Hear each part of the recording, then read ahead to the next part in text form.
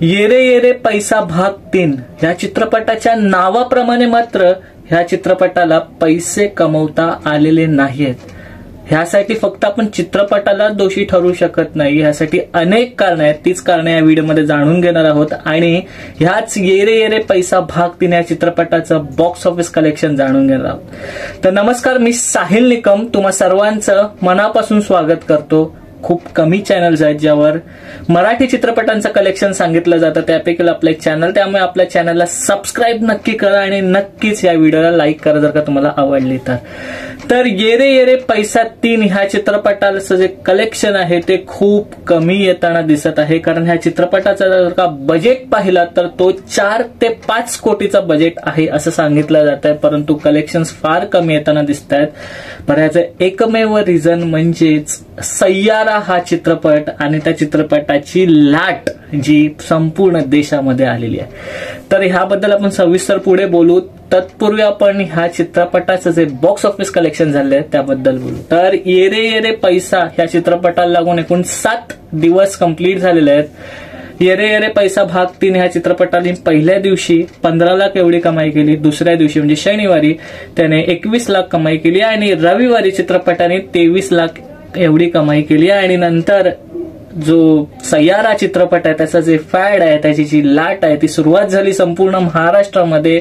आणि जी एक आपण बोलतो ना युवा पिढी, सो कॉल्ड आपली जेनझी जी म्हणतो, तिने हा चित्रपट उचलून धरला। म्हणजे अनेक व्हायरल क्लिप येतात, आपल्या सगळ्यांनाच माहिती आहे, आणि त्यामुळे सगळा इफेक्ट हा येरे येरे पैसा 3 ह्या चित्रपटाच्या कलेक्शनवर पडला आणि त्याचे शो सुद्धा कमी करण्यात आले। त्यामुळेच येरे येरे पैसा ह्या चित्रपटाचं 4थ्या दिवसाचं कलेक्शन जे आलंय ते फक्त 4 लाख एवढं आहे। 5व्या दिवशी 3 लाख, 6व्या दिवशी 4 लाख आणि 7व्या दिवशी पुन्हा 4 लाख एवढी कमाई झाली। म्हणजे लागोपाठ 3 दिवसानंतर या चित्रपटामध्ये घसरण दिसते।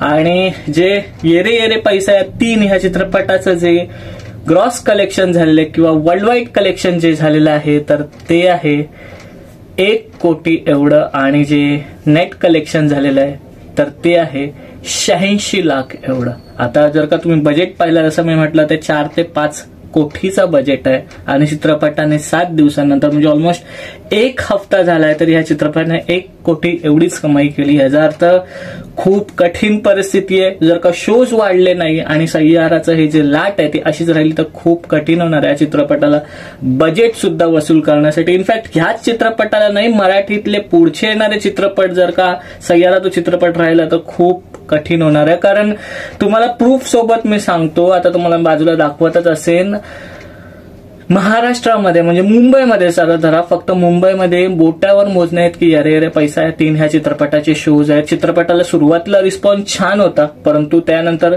चित्रपट डगमगला। फक्त बोटावर मोजणे आहेत की म्हणजे 6 शोज आहेत मुंबईमध्ये, पुण्यामध्ये अगदी 8-9 शोज आहेत, तुम्हाला बाजूला दाखवत नसेल तर।